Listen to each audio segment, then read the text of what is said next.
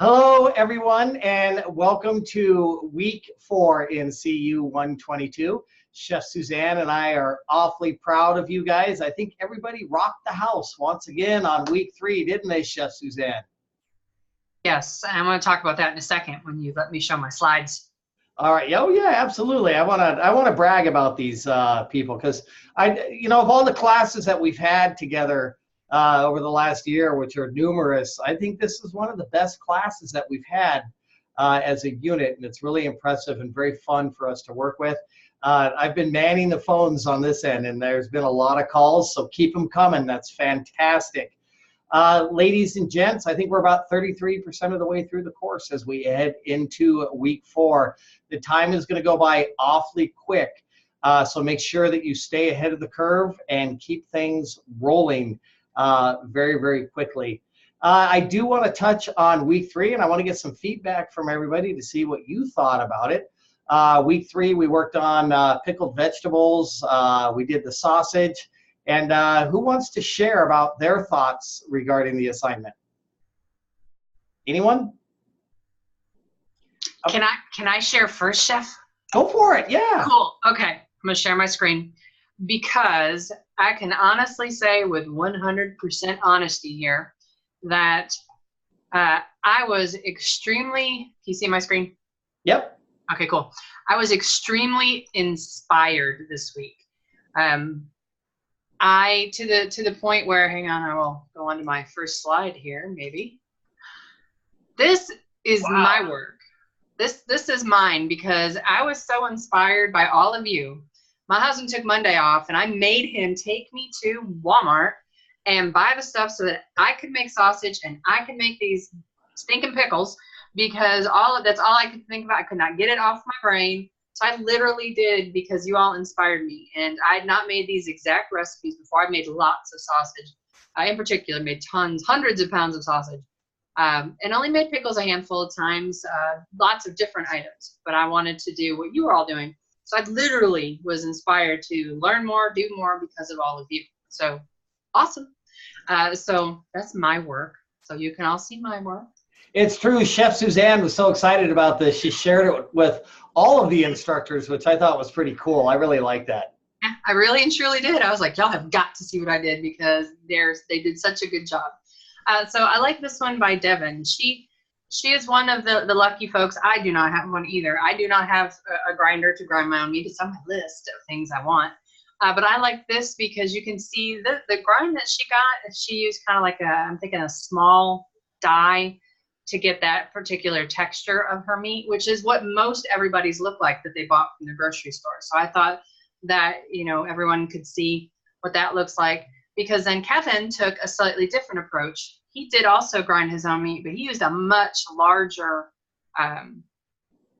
whole size. This would be like the coarse. And it just showed just like the different texture that he got for his sausage. So there's, because we had talked about the different equipment. So I thought this was a nice, couple nice options. There were several students that are fortunate enough to have those grinders that utilize them for the assignment. So I thought that was pretty awesome. Gary knocked it out of the park with his mise en place presentation. What in the world? Isn't that amazing? I love it. That's fantastic. And I think Gary's was the very first assignment turned in. And I was like, what? Look at Gary just knocking out of the park with his plate. Wow. Shayna also took a different approach. She wanted to try different shapes for her pickles. So she did multiple batches so that she could try some different shapes. So she's got the rondelles, and then she's got some, I'm not sure what those are because it's just kind of the overhead view, but I just thought that I liked the idea because there were other students that did the same thing that kind of tried something a little different. I liked this here because it really shows the picture on the right is the meat with just the seasoning, where the picture on the left has the water added. So you can see that texture from one to the other. You can see where it got, a little sticky, and the color even changed a little. So I just thought his close-ups of his bowl were awesome. And then speaking of close-ups of bowls, Chad knocked it out of the park on his presentation of his mise en place. So, sometimes, that's, and then here to take a different approach to the patties, to do some little rectangles. And then she also cooked one off and then you can see them down in the bottom corner, all packaged up.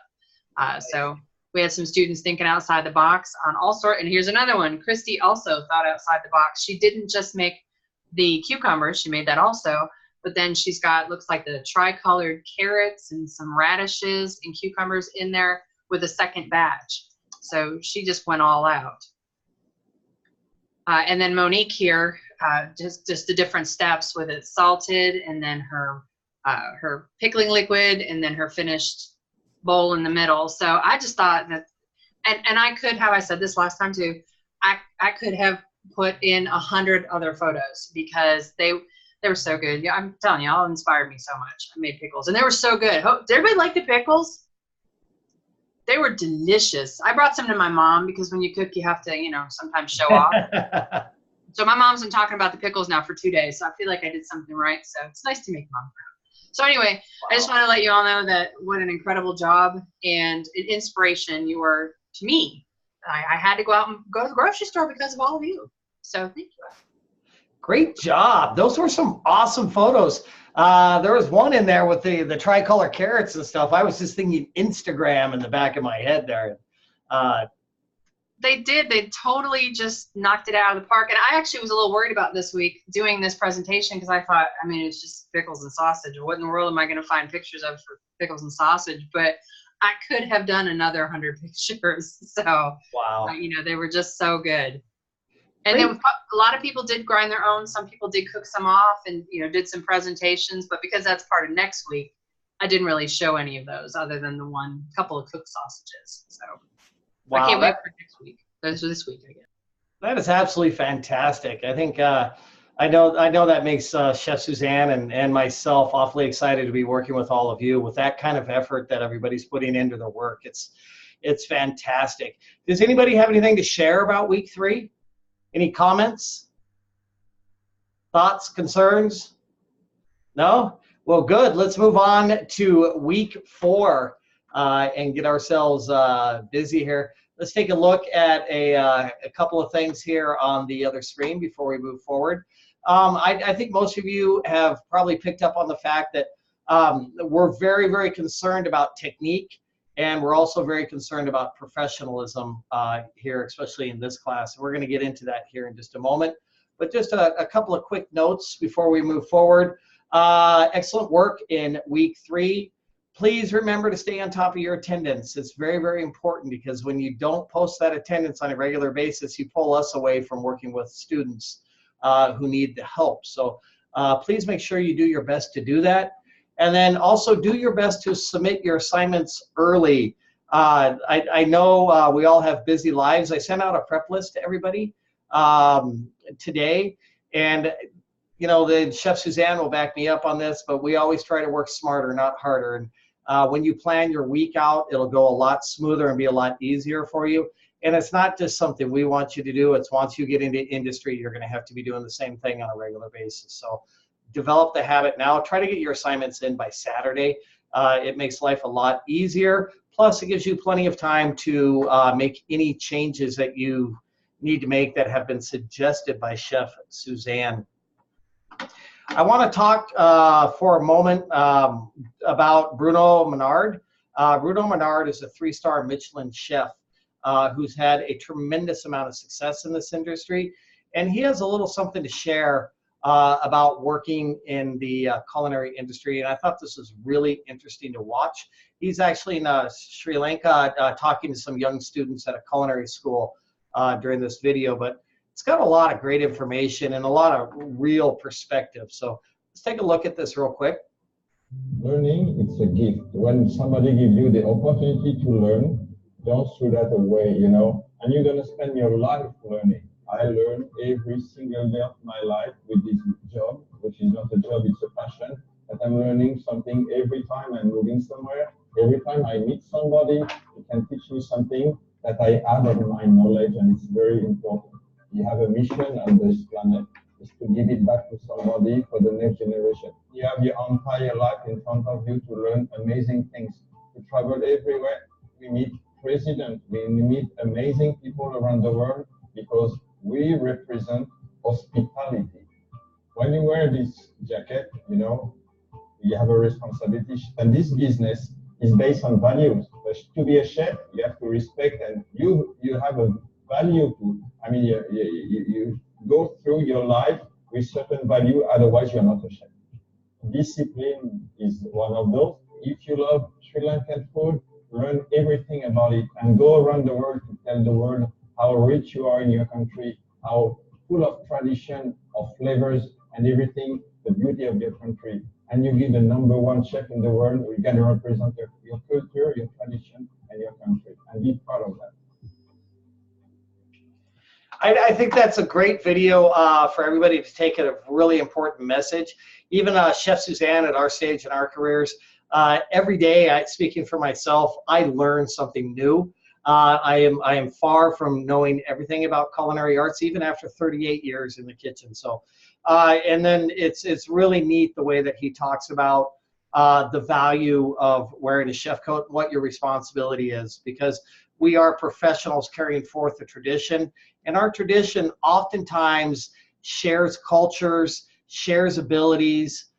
So be proud of it. You know, you're wearing a very important coat that has a lot of responsibilities behind it. So I think that's a fantastic message, and I know he's a very talented chef. You have anything to add to that, Chef Suzanne? I kind of feel like it sort of summed up my week. Like I said, I wanted to experience what you were all experiencing and be able to give better feedback and different information. That's why I kind of jumped right in to learn a new recipe that I hadn't tried yet. So I like to sit down and read cookbooks, which drives my husband insane because he just thinks it's just the weirdest thing ever. I mean, I have thousands of cookbooks, and I will just sit and read a cookbook. I just love it. Love it. That is so cool. Yeah, you just never know what you're going to come across. So that is Facebook so cool. too. I like, Facebook and all that, but I love to just sit and read a cookbook.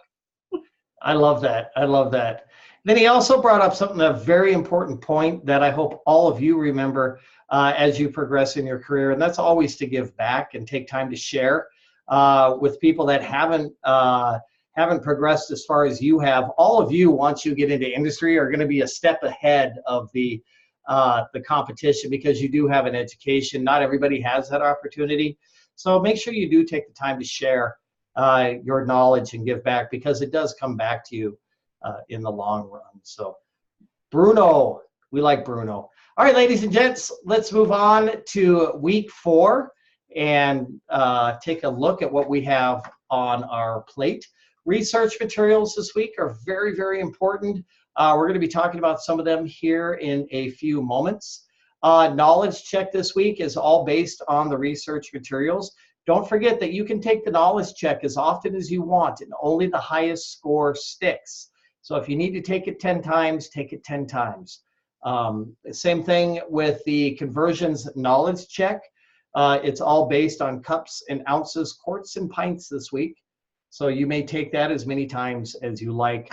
Thank you, everybody, for taking the time to be here tonight. We have got a great crowd for our live session. That's fantastic. For those of you that aren't here, make sure you watch the live session archive, because this is where we share all the great information. And then in the kitchen this week, as many of you already know, we're working on sausage and eggs. We're going to be cooking off our breakfast sausage that we made last week. And we're going to be making some poached eggs and over easy eggs as a part of the assignment. And then make sure, I know not everybody has the opportunity to follow the prep list that was sent out earlier today to the T, but if you can't follow it, make sure you take a minute and you go and you create your own prep list, right? We have to discipline ourselves in the industry. So if you're able to do the knowledge checks and read the research materials on Friday, check, put it on your prep list. You have to buy your mise en place and prepare your dish on Saturday, check, put it on the prep list. Your life will become simplistic and you'll be able to move forward much faster. Alejandro, what's your question, buddy? Alejandro. When you make a prep list, do you want to start from the easiest thing or from the hard thing?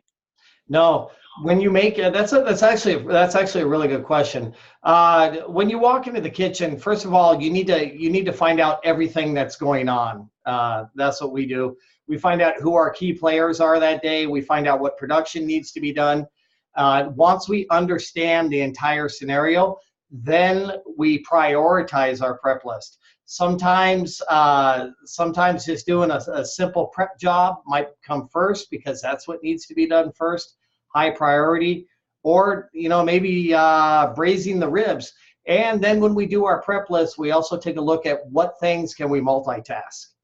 How many different things can we be doing at the same time? So you can be braising short ribs, you can be doing mirepoix for stock, you can be roasting bones all at the same time. So that prep list lays things out so you know what needs to be done to help you move a little bit more efficiently. So good question, Alejandro.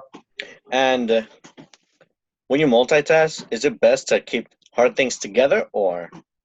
It all depends. It all depends on what you're trying to produce. All right. Yeah. And a lot of this stuff I think sometimes comes across a little bit foreign to everybody.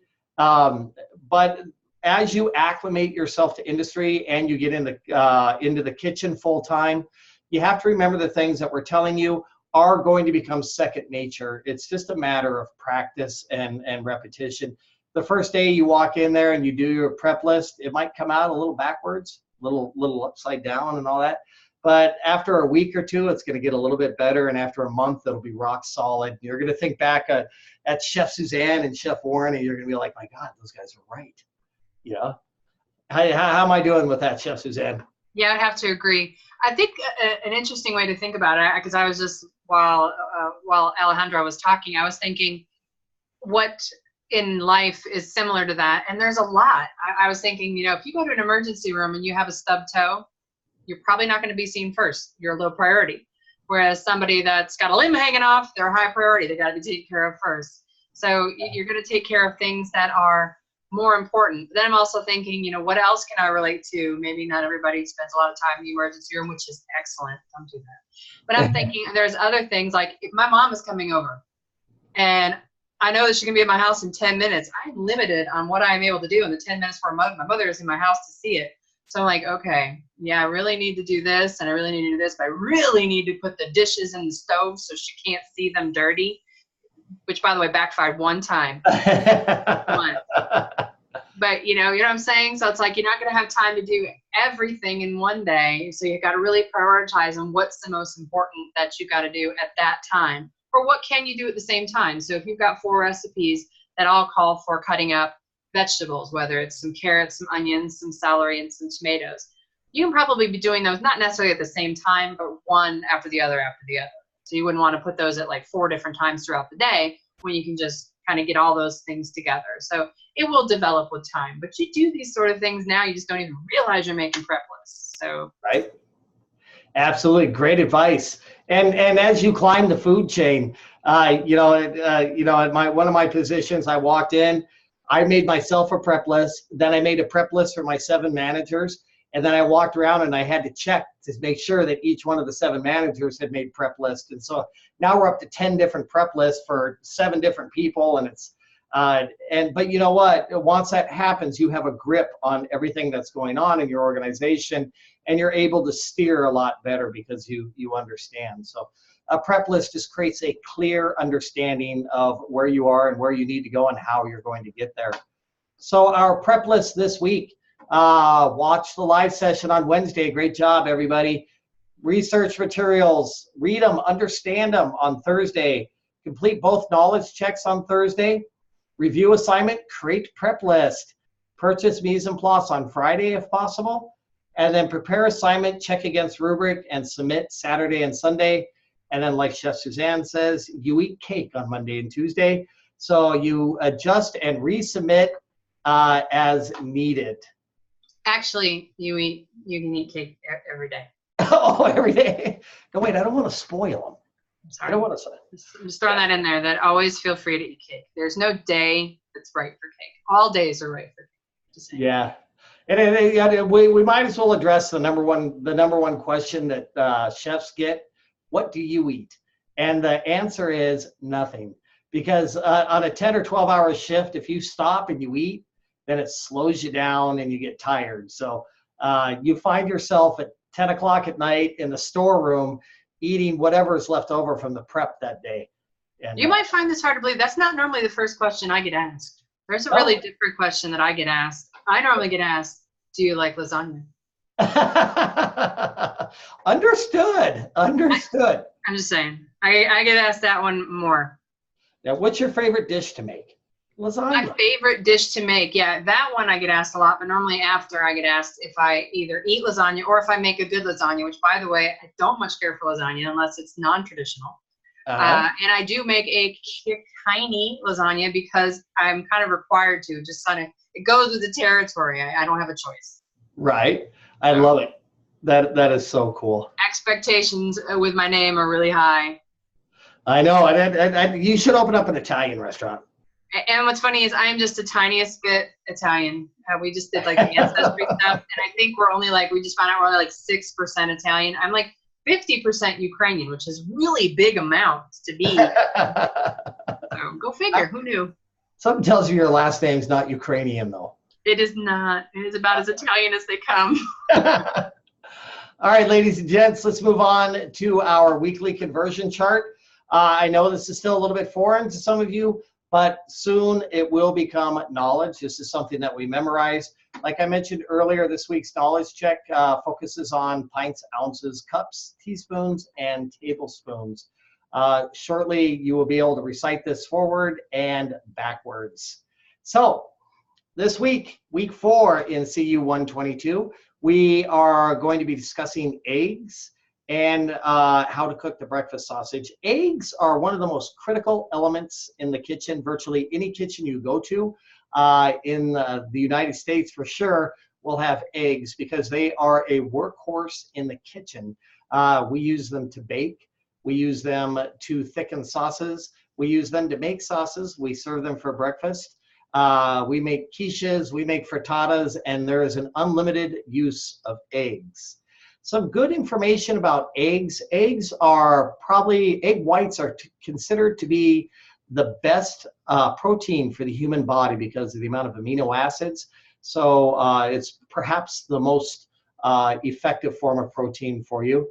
An egg yolk has about 5 grams of fat, whereas an entire egg has about 70 calories. So a whole egg by itself is not real bad for you. It's the quantity of eggs that we eat that kind of take us down the wrong path. So be good to yourself in that part. Let's take a look at some egg notes here. Always store eggs on the bottom shelf once you get into industry. We don't buy a dozen eggs at a time. They come in a 15 dozen pack in trays of 30 each. So you want to make sure that they're on the bottom shelf in your walk-in on a sheet pan.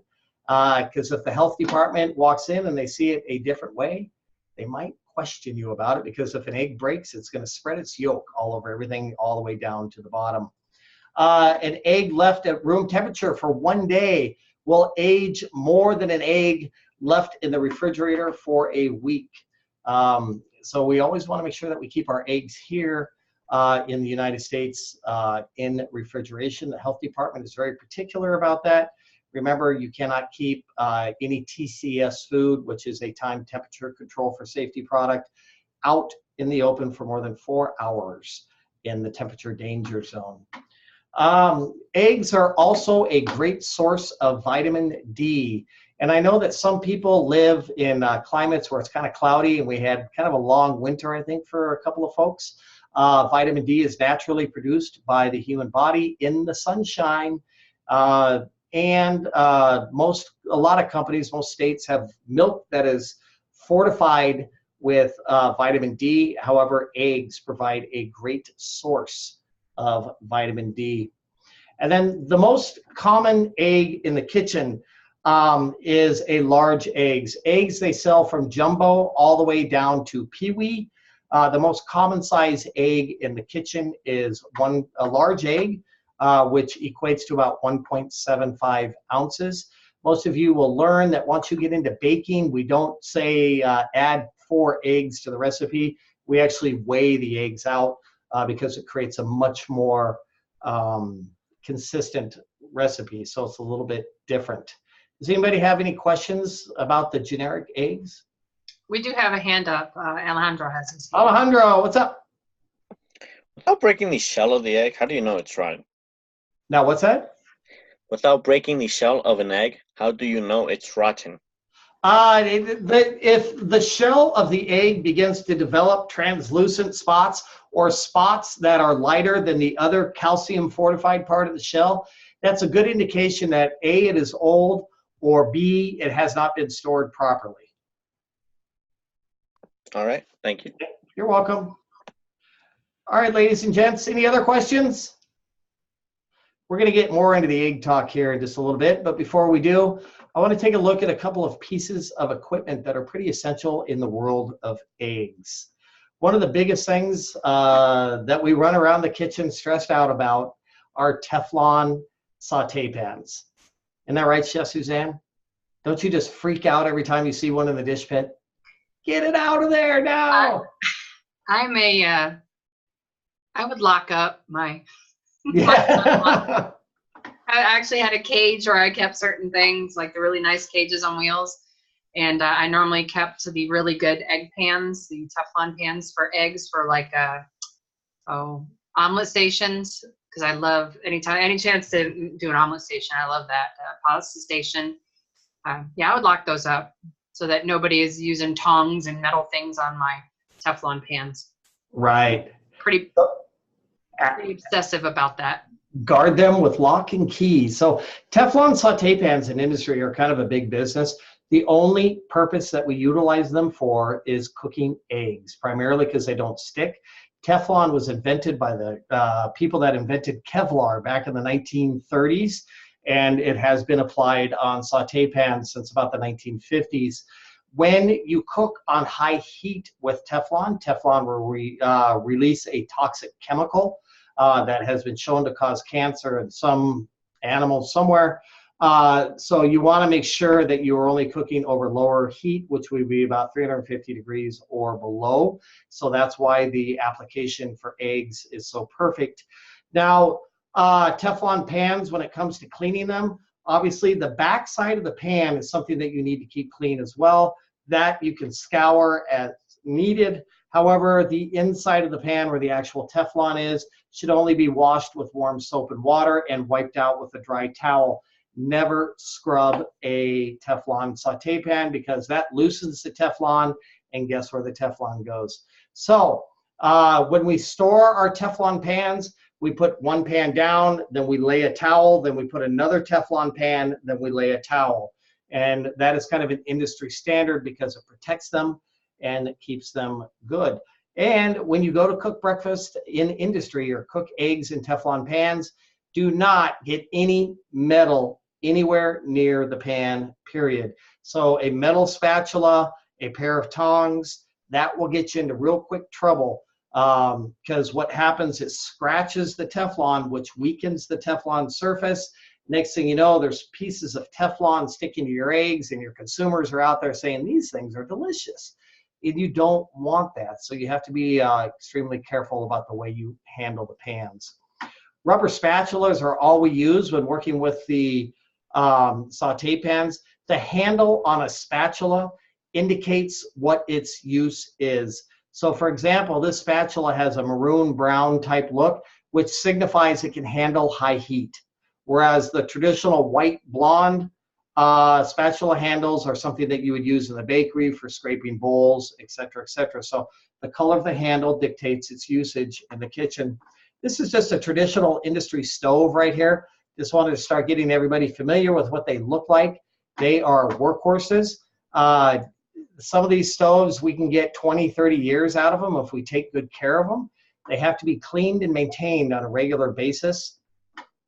They're very rudimentary in the way that they work. There's really no electricity involved because the pilot light warms up a little thermostat, which allows the solenoid valve to open, which allows the gas to flow through the pipe. So it's about that simple. There's no real magic to it. Any questions about some of the basic stuff we need for kitchen, for breakfast, eggs?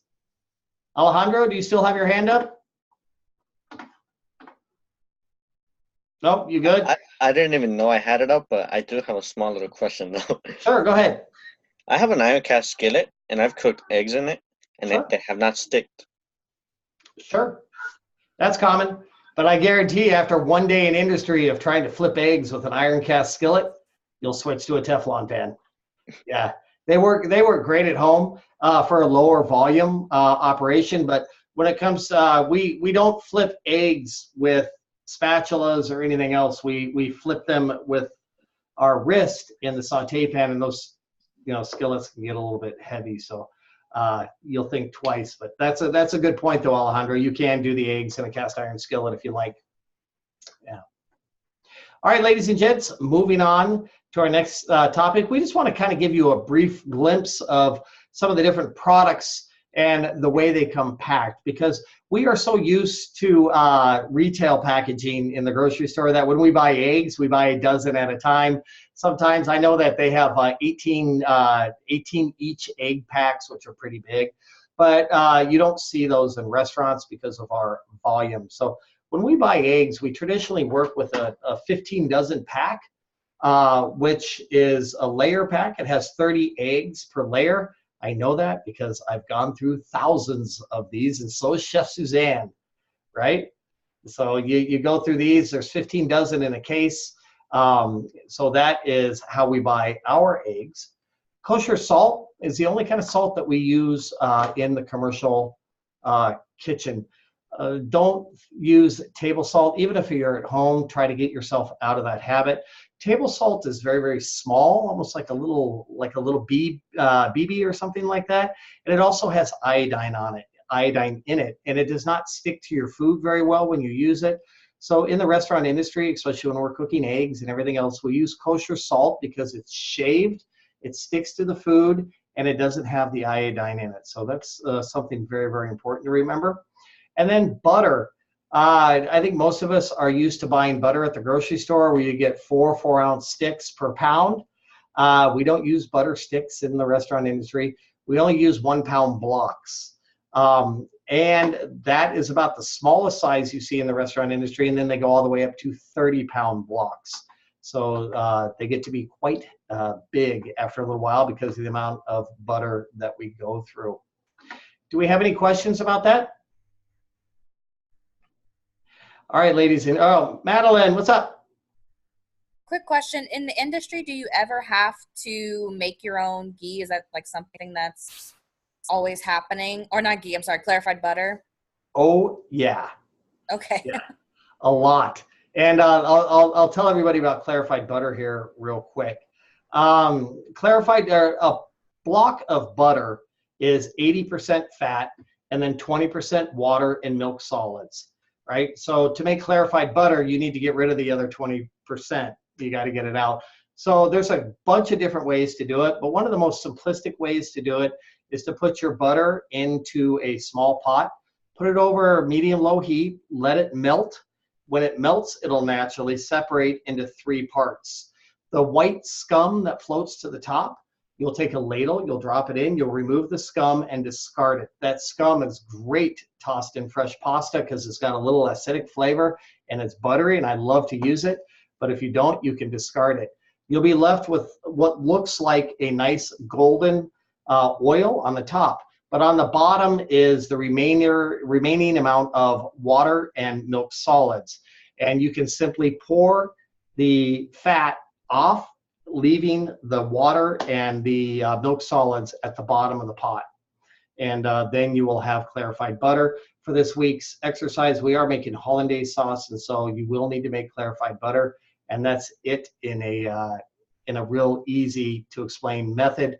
Remember, I will add this. Remember when you're making clarified butter, so if you have to make clarified butter, you make enough for everyone or you'll anger everyone else in the kitchen. So when you make clarified butter, who needs clarified butter? I'm making clarified butter. And you make enough for everybody. Yep. You'll make friends that way. Make lots of clarified butter.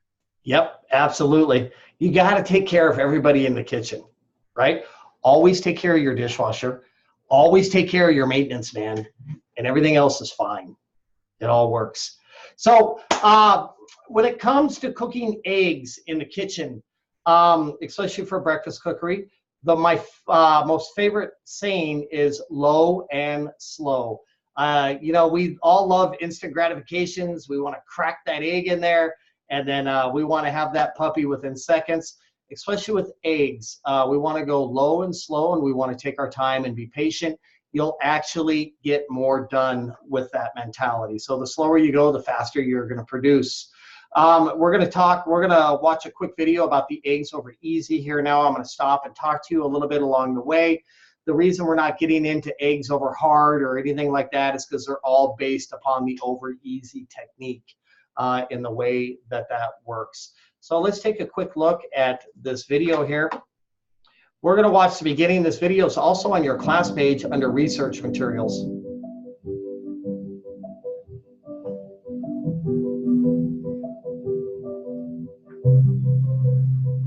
Less when cracked or double egg.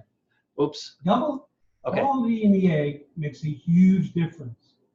The USDA grades eggs as Before anybody asks, the difference between white eggs and brown eggs would be the parents.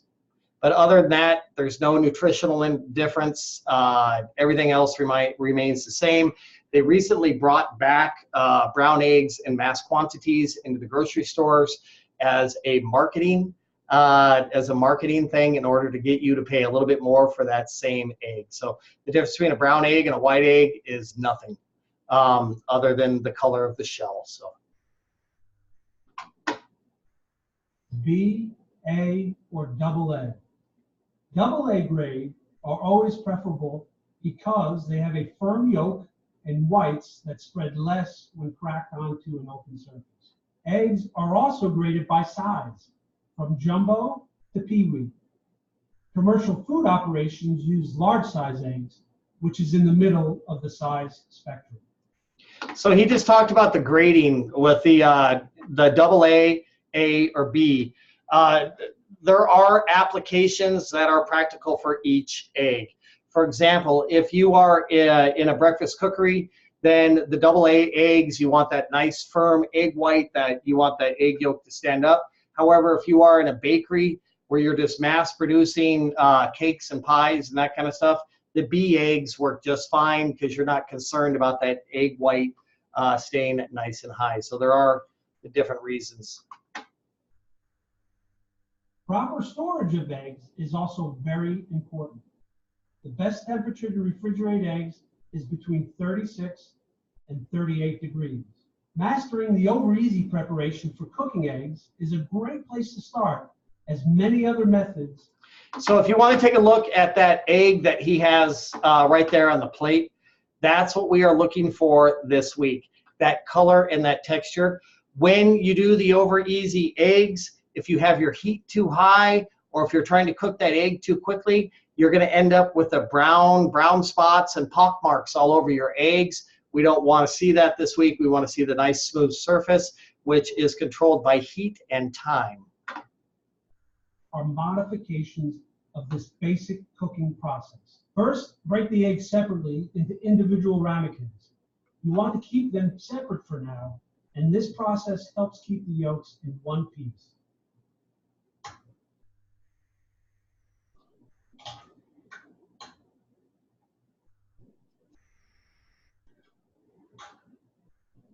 At this point, we're going to add the butter or oil to the saute pan and place over medium heat. Non-stick pans work best. So when he's talking about butter or oil, yes, you could use either butter or oil, but the majority of us in industry are going to use butter. Butter is not only enhances the flavor of the egg, but it also creates a much silkier, smoother egg that does not stick to the surface. Whole butter is actually best because of that 20% amount of liquid that's in there. When it gets warm, it forces it to steam up, which helps release the egg from the surface of the pan.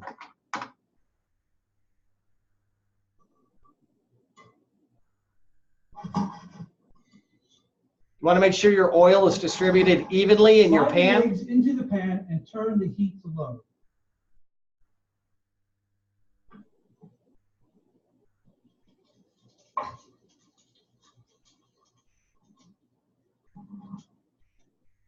After about a minute, the whites will set. They will no longer appear translucent and begin to.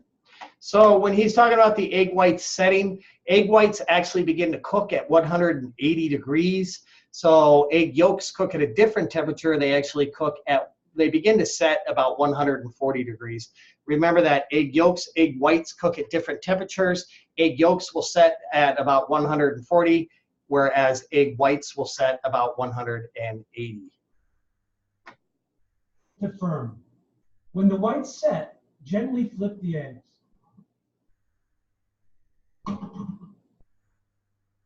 Cook until the egg white is set on both sides, but the yolk is still liquid. When it is finished cooking, remove from the pan and season to taste.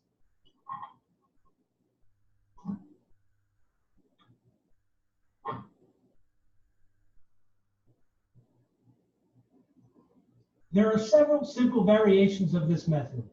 For the sunny side up preparation, the eggs do not get flipped. They're cooked until the whites are firm and set. For over medium and over hard, after flipping, cook on low until desired doneness. While cooking eggs may seem elementary, they are the backbone of many breakfast menus and a foundational skill to master. So that's basically doing eggs over easy in a nutshell. Just remember to be patient. Make sure that you keep your flame on low. Make sure that you spread that melted fat completely throughout the butter. In industry, traditionally, we don't crack the eggs into a separate container because it's a little time consuming. So we do crack right into the actual pan itself. The best way to crack an egg is on a flat surface. It prevents the shell from shattering, so you'll get less shell into your final product. If you also noticed, he did not season the eggs in the pan. You should never pre-season your eggs because the sodium will begin to break down the egg whites and the egg yolk, and you'll end up with a different consistency than you would if you don't. So make sure you season them after they come out of the saute pan. Alejandro, what's your question, buddy? Earlier, when you were talking about either the clarified butter, butter or oil, isn't clarified butter the same as the normal oil? No, they're two. The oil can come from a multitude of different sources. It can come from vegetables, or it can come from animals, or whatever. Clarified butter is only from actual butter itself. So, and it might, I might confuse you guys just a little bit. In the restaurant industry, when we refer to the term fat, fat can mean a multitude of different things. Fat can refer to olive oil, it can refer to lard, it can refer to peanut oil, or it could also refer to clarified butter. So once you understand what application is what application. So for example, if you're making vinaigrette and you yell for more fat, most likely they're going to bring you extra virgin olive oil versus clarified butter because they know you're working on a vinaigrette. So any other questions? Let's move on to poaching. We're going to go through this video fairly quick. In the egg area, when cracked onto an open surface, is in the middle of the size spectrum. Proper storage of eggs is also important. The best temperature to refrigerate eggs is between 36 We know that. and third classic breakfast items, and an important skill to master. The goal is to end up with a round, compact mass rather than spread all over the pan. First, break the eggs separately into individual ramekins. You want to keep them separate for now, and this helps keep the yolks in one piece.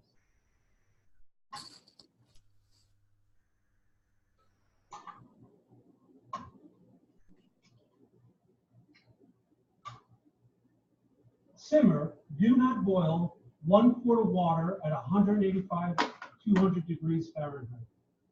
It's really important that when it comes to poaching eggs, that number one, you do not have your water at a rapid boil because that'll force your eggs to break apart. And then number two, do not overcrowd your pan because you're going to drop the temperature of your water down too cool, and that will help your eggs stick nicely to the bottom of the pan and they will not cook as quickly. Add salt and vinegar if necessary. Slide eggs in. So the reason we add vinegar to the water when we're poaching eggs is to help the egg whites coagulate. Now, in some parts of the country, you might need to add additional vinegar to help those egg whites stick together because of the added hardness or minerals in the water. Whereas if you don't have those minerals and hardness in the water, then you might not have to add any acid at all. Be careful though, because too much acid is going to affect the flavor of your eggs, and they're going to taste really acidy. So keep your eye on that. One at a time into the simmering water.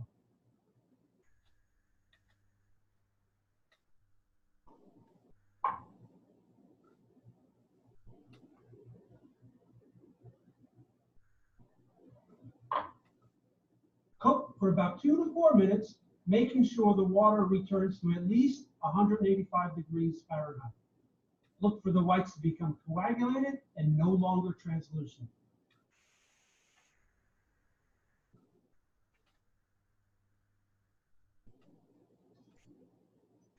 Remove the eggs with a slotted spoon and drain on paper towel. If necessary, you can also trim the edges to clean up the appearance. Plate and serve immediately. So what he just took out of the water is what we're going to be looking for this week's assignment.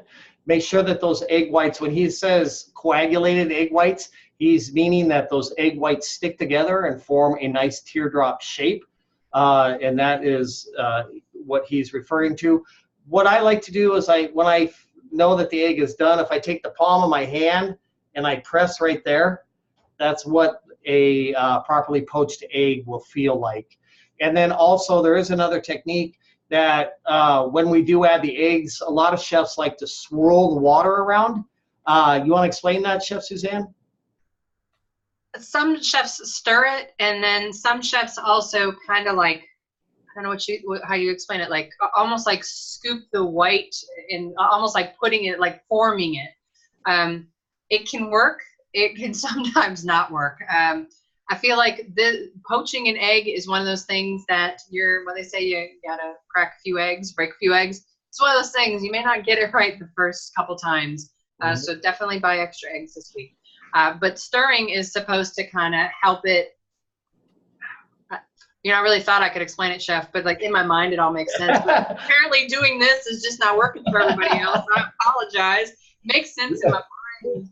So when you get that circulation of the water, it helps the egg not to flow to the bottom and stick. So that will help out. Another really good tip when it comes to poaching eggs, make sure you use a shallow pot. You only need about 1.5 inches to 2 inches of water in there for that to work. The deeper the pot, the more challenge it's going to be. So you want to keep it fairly shallow. When it comes to poaching eggs, we also do traditionally crack the eggs into a separate container first, just to ensure that the yolks remain whole and we have no shells, because you don't want to get that water all dirty really quick. Poaching eggs are big business in the restaurant business. Not only do we serve them poached, but then we serve them with the Eggs Benedict and other dishes as well. And that is a segue into our next topic, hollandaise sauce. Hollandaise sauce is part of Auguste Escoffier's 5 mother sauces. We have hollandaise sauce, bechamel, veloute, tomato, and espagnole.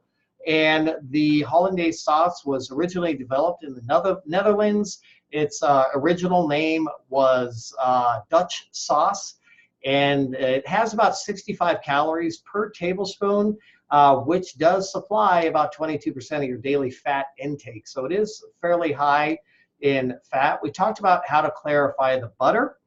The most important thing that you can do here is pay attention to your temperatures. We're going to watch a quick video here. But when it comes to working on your double boiler, make sure that your water is only at a simmer. Make sure that you stir vigorously to incorporate air into your egg yolks, which will make a lighter, frothier, smoother, silkier sauce, which is what you are aiming for. So let's take a look at this video here quickly.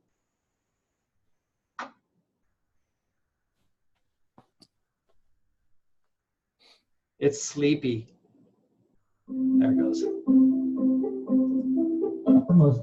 Most notably as the sauce for Eggs Benedict. Knowing how to create a great hollandaise sauce is a standard for most kitchens. For this mise en place, we have clarified butter. To make clarified butter, you need to melt butter in a saucepan. Once melted, remove the foam and milk solids that gather at the top. Repeat until no solids are visible and you are left with a clear, golden liquid. The other ingredients in a hollandaise sauce are egg yolks, lemon juice or vinegar, salt, and cayenne pepper. To begin, put the egg yolks and the lemon juice in a stainless steel bowl and whisk vigorously until the mixture is thick and has doubled in volume. When he's saying whisk vigorously, he's referring to the fact that you're trying to incorporate a lot of air into those egg yolks. Knowing how to create a great hollandaise to make clarified butter, you need to melt butter in a solid to gather at the top, left with a clear golden liquid. The other ingredients, juice or vinegar, salt. Put the egg yolks and the lemon juice in a stainless steel bowl and whisk vigorously until the mixture is thick and has doubled in volume.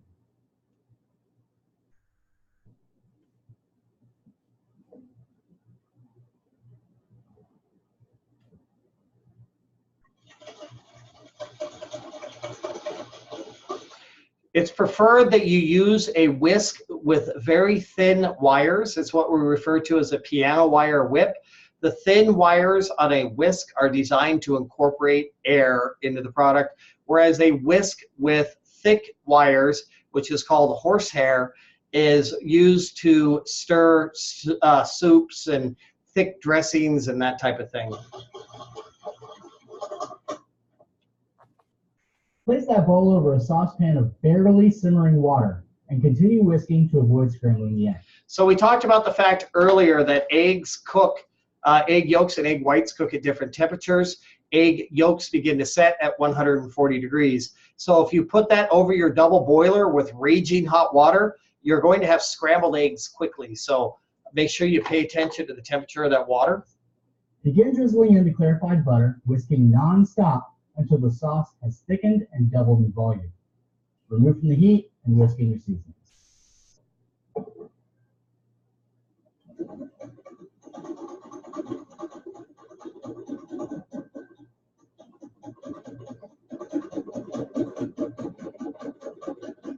So he's at the most critical stage of developing the hollandaise sauce. Hollandaise sauce is an emulsion, which is the temporary suspension of two non-binding ingredients. If you put oil and vinegar together, they do not stay together.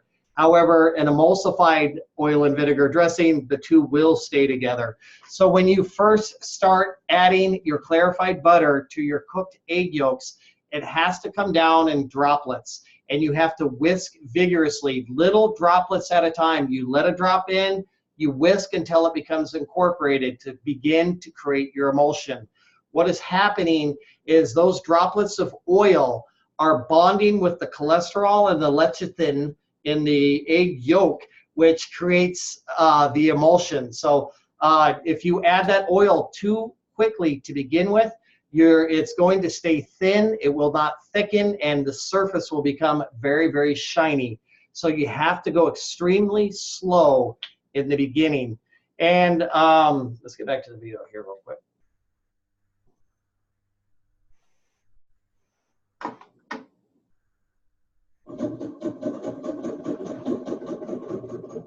Notice the rate at which he's adding the butter.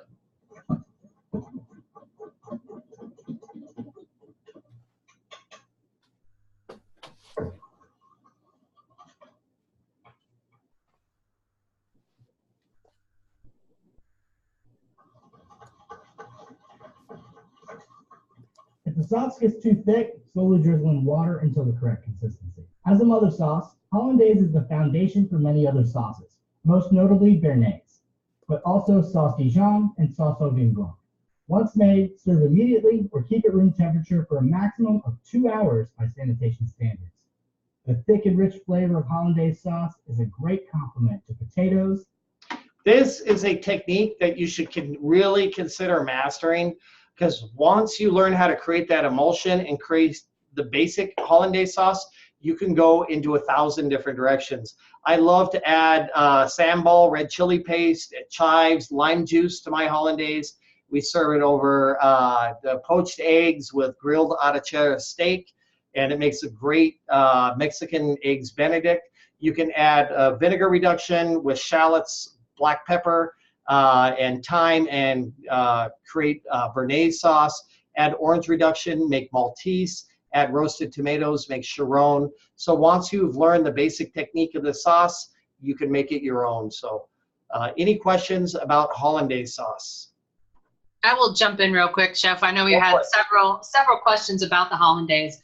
It is in the recipes, but it is not in the assignment. So it's not required, but highly encouraged. I like that. Highly If you've encouraged. never made it, you should definitely make it. This should, it is one of the mother sauces for a reason. It is one of, these are one of the things that you walk in somewhere and you say you went to culinary school, they're going to want to know if you can make the mother sauces. Like how you all are like, yeah, I can make stock. I can make this. I can do this. And they're like, well, how about hollandaise? And you're like, no, don't be like, yes, I can make a hollandaise sauce. And I know there's been some comparisons in the box about it being similar to mayonnaise. It kind of is. So like when your mayonnaise first started to form just a couple weeks ago, y'all remember that, it's still fresh, in your mind, it started to emulsify and thicken up. That's exactly what's going to happen with the hollandaise. The difference is it's getting heated. So if you're not paying attention, boom, you've got some really creepy looking scrambled eggs in a bowl. And you can't just put your butter in and be like, whoops, nope, won't work. So it's, it's kind of finicky, but it is definitely something you want to learn how to make.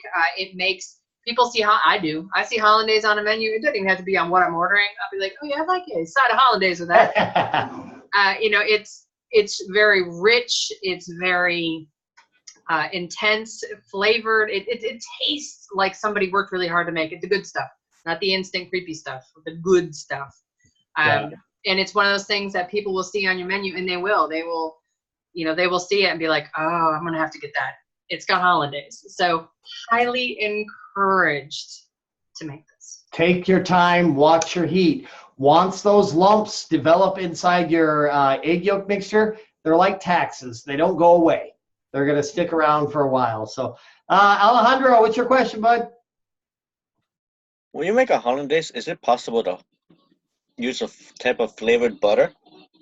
Actually, you'd want to make the hollandaise and then flavor the hollandaise itself. That would be my recommendation. I've never seen it made with a flavored butter because you are clarifying the butter and you're left with just the fat. And that's what we work with. All right. All right. Thanks, hon. Jenna. Yes, Chef. I was wondering, would you like to see the hollandaise plated with the poached and or over easy egg? It is not required, but it would be preferred. Okay. And the sauce, we should remember, see this. hang on, Chef. Just remember that when you are plating it, that like one of the pictures of your poached egg has to be a picture of your poached egg cut.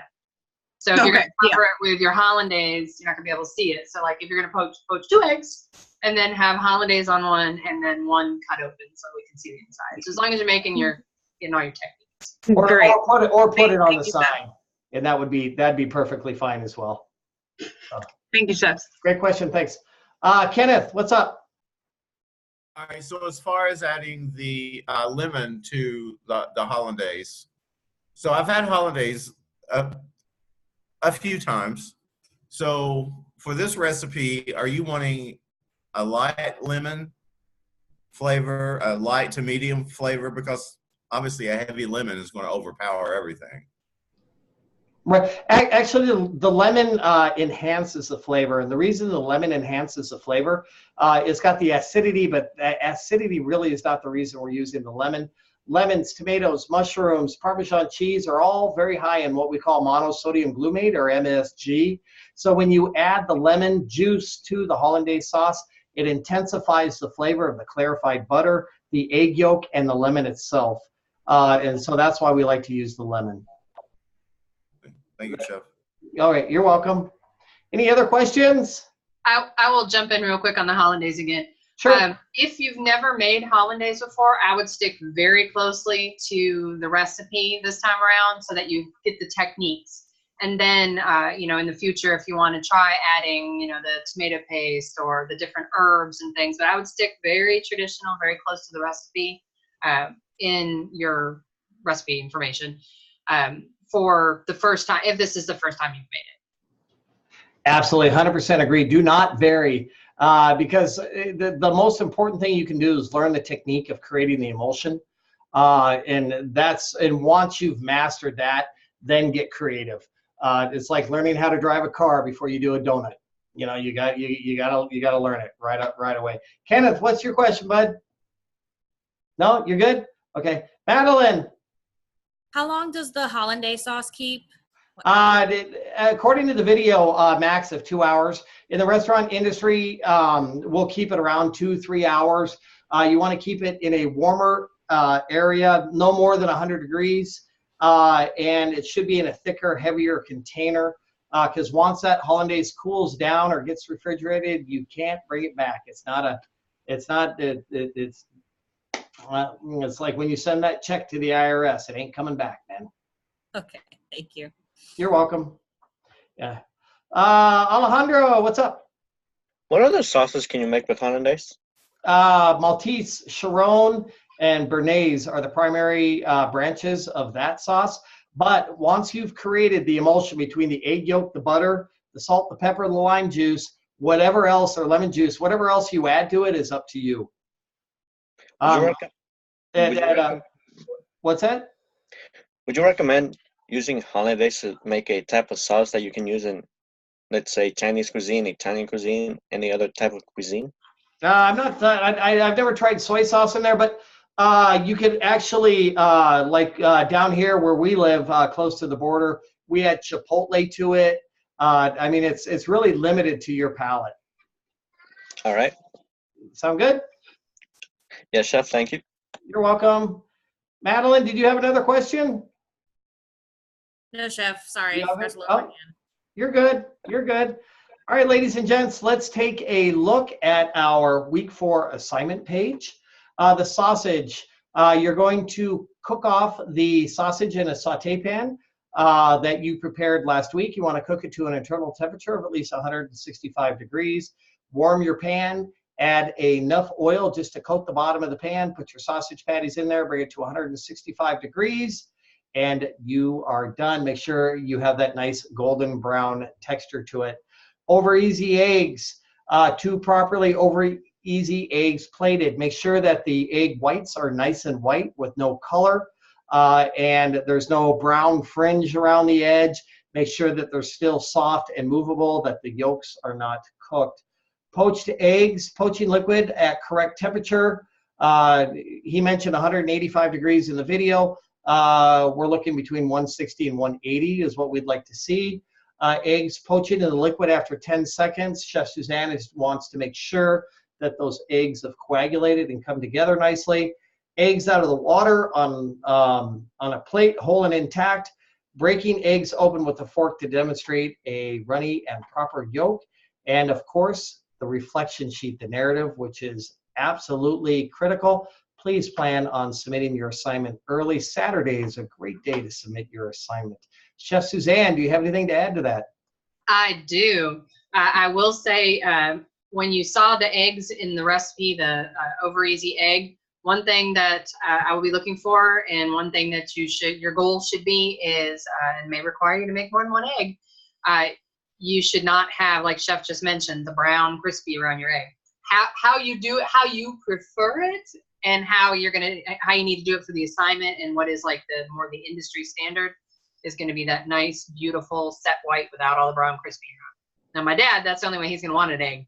But for the assignment, I'm looking for no crispy.